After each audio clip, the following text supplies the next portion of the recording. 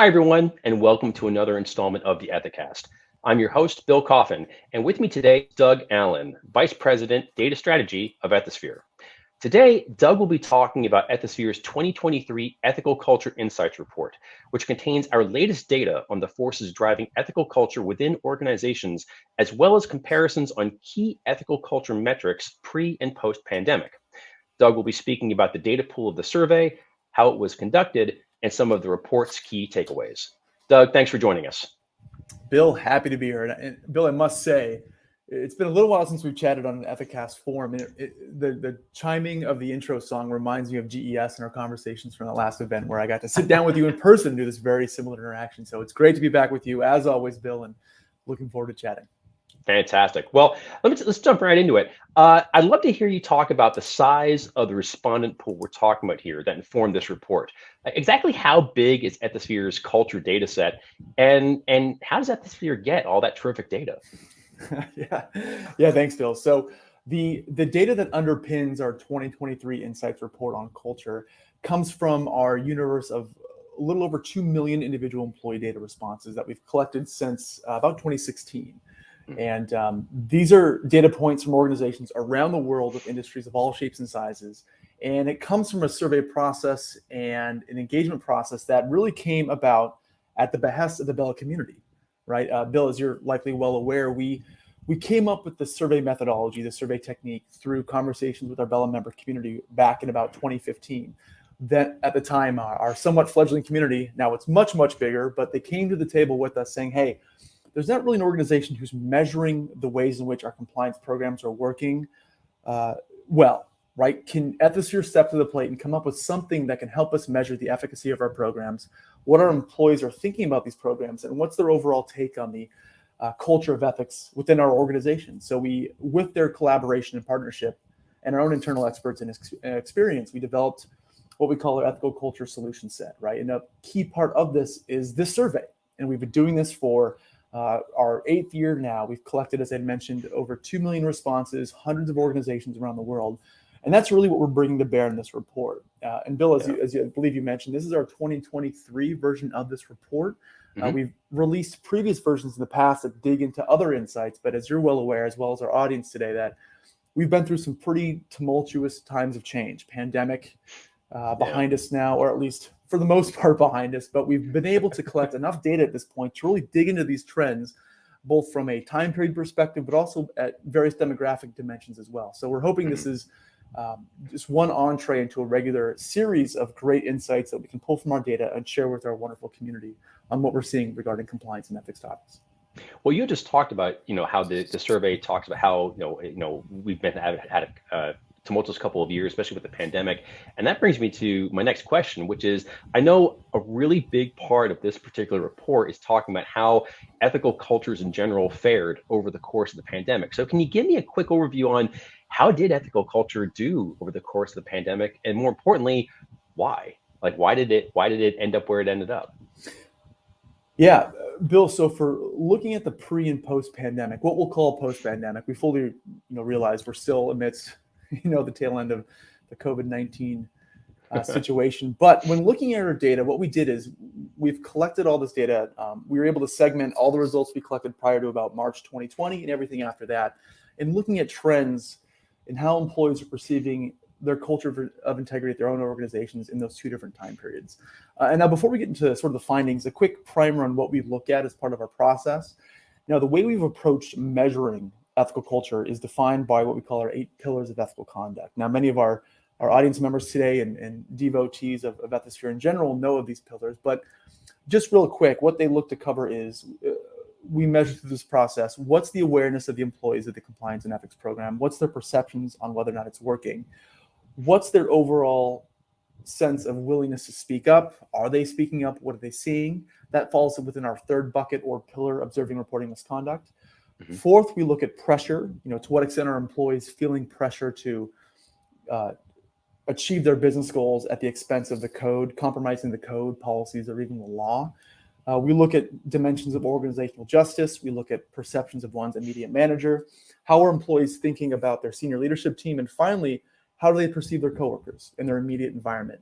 And so when you look at those, what we call again the 8 pillars of ethical culture, what stood out to us looking at pre and post pandemic work is when you look at after the pandemic timeframe, or really after that March 2020 timeframe, many of the results we measured increased in terms of their overall perception, right? Employees really put more trust in their employers across just about every dimension we looked at in terms of the pre and post pandemic landscape.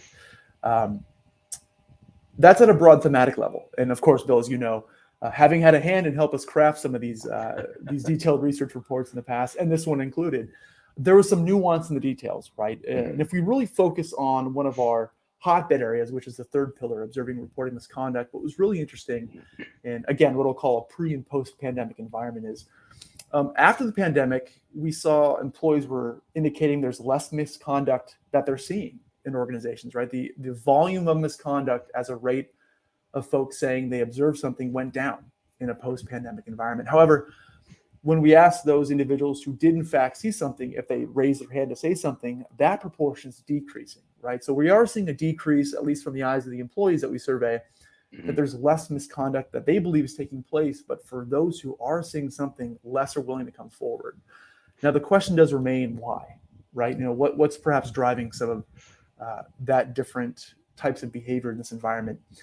And jumping, before we get to that point too, Bill, one of the surprising things too, in looking at what types of misconduct folks are seeing, across just about every one of the different classifications of misconduct we measure, they're all going down. However, there's one indication or one classification that's skyrocketed, and that's bullying, right? We saw bullying skyrocketed. Bullying skyrocket, that's right. And this is detailed in a report that's coming out very shortly, but as the data showed, we saw a 13 percentage point jump between that pre and post pandemic windows of folks saying, hey, I'm seeing more bullying taking place, right? In the data. So that was one element of those findings that really jumped out to us.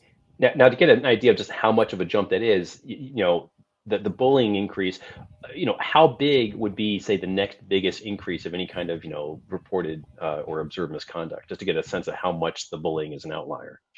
Yeah, great question, Bill, and certainly something to help put this in perspective. So when you look at the 27 or so different types of misconduct, I believe 20 of those specifically went down over time, right? And so we're looking at about 6-7 types of misconduct, including bullying, that increased. And so bullying jumped 13 percentage points pre and post pandemic. The next highest classification, which was violations of really health and safety policies, is what we saw increase. That increased 1 percentage point, a little over 1 percentage point, right? That's the next highest. Yeah. So bullying was through the roof in terms of outliers. So yeah, really in a class of its own. Yeah, it really is. It really is. So let me ask you another interesting thing about this year's survey, which is that my understanding is that the survey breaks down its data by generational cohorts, specifically boomers, Gen X, millennials, Gen Z. I'd be really curious to know what findings did that particular approach yield as far as this year's results? Yeah, some exciting things, Bill, in terms of how we looked at it from a generational perspective. And we, caveat to the audience today as well, we do classify in our report, in our conversations, that we group data into the generational terms that are very US centric. However, the data itself comes from around the world, right? So when organizations administer the survey and collaborate with us to measure their own culture, a lot of times they'll indicate age ranges or age values. So those all get grouped under the similar classification. And then we, as part of our analysis, kind of apply our more US-centric terms, as you'd mentioned, like Gen X, Gen Z, millennials, boomers, and so on. So with that being said, what was interesting in the data, several different dimensions jumped out, but I'll touch on one for today and let folks dig into the report for some more information. But when looking at willing to speak up trends across generational differences, we find that the Generation Z cohort, so those who are among the youngest tier, and I believe that is, by our definition, 25 years or younger is how we've defined the Generation Z class of respondents. They're less likely to report than those in their older generational peer groups, to the point where it's actually 10 percentage points less than their Gen X colleagues who are a little bit older. But that's a lot. We're seeing those who are entering the workforce now showing some reluctance to report misconduct. And we really dug into the data to figure out why, what's driving this. They seem to have the Gen Z broadly seem to have a very good awareness of the concept of non-retaliation. There's, decent faith behind how they feel their organization supports that policy. But when you look at the why behind Gen Z and sort of what they're thinking through in terms of not reporting misconduct, the same two responses as we see across other generations come to the top. And that is really if I raise my hand, I don't think anything's going to happen as a result, right? There's a lack of faith that something will be done about the report. And secondly, there's an underlying fear of retaliation still too, right? So for those who do say they didn't report, they did call out retaliation as a number two concern. Now there's some differences between generations too. So those two share a very common thread across all generational classifications, right? The retaliation concerns as well as faith that anything would happen. We notice there's a strong perception of one's reputation on their team the younger they get within an organization. So when you look at our data, the Gen folks in particular, more so significantly than any other generational classification, say, look, I'm concerned about the reputational harm this will cause myself and my team by raising my hand and saying something, right? So that was one dimension of our findings that really jumped out. And similar to that same thread, we saw more so than any other generational cohort, Gen Z folks are much more frequently reporting that they're afraid to report because doing so would harm their team members, right? So they're afraid of causing harm, repercussions to their team members by raising their hand and saying something. So that was some two key generational differences that we saw, among others, when looking at specifically the lens of speaking up and reporting. Yeah. So one of the things I always find fascinating about reports of this type is that it kind of gives the landscape of data. You can see kind of, challenges that arise, but also behind every challenge is an opportunity. So I guess my question to you is, based on this survey's results, what would you say are some of the biggest opportunities that they present for ethics and compliance leaders out there? Yes. And this is the crux, Bill. It's a great question. And so it's, to be candid, the way in which we measure too, Bill, as you're well aware, we, within Ethisphere, we're blessed with the opportunity to work with some of the best organizations around the world, some of the most forward-thinking, some of the most developed, really some of the most integrity-focused companies around the globe, including those who come partner with us to measure culture. So this, the first recommendation, and it's fairly intuitive. It is intuitive. It's obvious. But look, the data we collect, the companies we work with, are those who understand the importance of having an integrity-centric culture that value this amongst the workplaces. But there's many other organizations who don't fall into that classification, right? So really, the first recommendation, you've got to measure this, right? It's coming down from the regulators as something they're putting an increased focus on. The Monica memo, some of Polite's comments we're getting through some of the speeches he's making. A culture of compliance is top of mind for the regulators. It's something you need to be doing. So you've got to measure, right? You've got to put forward the resources. This has to become a priority as an E&C professional to figure out, what are your employees thinking? These are your customers, right? These are your internal customers. Are they satisfied with the service you're providing as part of the compliance team? Are they engaging with the materials you're providing? What's their take really on the services you're delivering as a compliance function across the organization? So that's an obvious one, right? Yeah.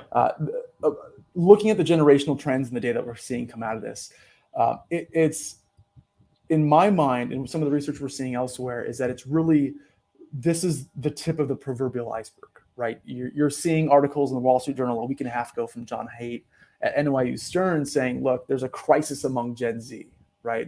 They've been awash in this victimhood mentality. Social media has played a significant role in their general mental health and well-being. These Gen Z individuals are now transitioning out of college to the workforce. There are significant ramifications to compliance and ethics teams, to businesses around the world as these individuals enter the workforce. So I think the data we're seeing today is just now starting to allude to what these changes could be. But the research we're seeing from other sectors, from other sources, is really indicating a much broader piece. So, Bill, to your question, I know I'm meandering quite a bit here, but for those of you who do have young workforces, I think you're probably seeing a lot of this already. So those of you perhaps in retail, food service, other sectors and industries where you have a significant young population, you're probably seeing these changes already. And if you're not, take this opportunity to speak with some of your compliance peers in those sectors who are having this experience already, to prepare yourselves of what's to come potentially, right? So this is a big change, right? And the data alludes to it. We're seeing it in the research. So be proactive in preparing your teams, your organizations, your compliance programs for this new generational wave of young folks coming in, and sort of the change it will require to communicate effectively with them. Outstanding, Doug. That's really fantastic. It's been a wonderful time speaking with you again, and thank you so much for sharing your insights with us today. Absolutely, Bill. It's been my pleasure. And for those of you on the line, Bill was instrumental in helping us with this project too. So don't let Bill just be the interviewer in this case. But thank you, Bill, for your time and attention and expertise as well. And I know you and I will be speaking on this topic again soon, in a few short days. We will. So to learn more about the 2023 Ethical Culture Insights Report, please visit www.ethisphere.com/2023-culture-report. And as Doug had mentioned, please make sure to register at our upcoming webinar on this report as well. Doug and I will be speaking about it at length.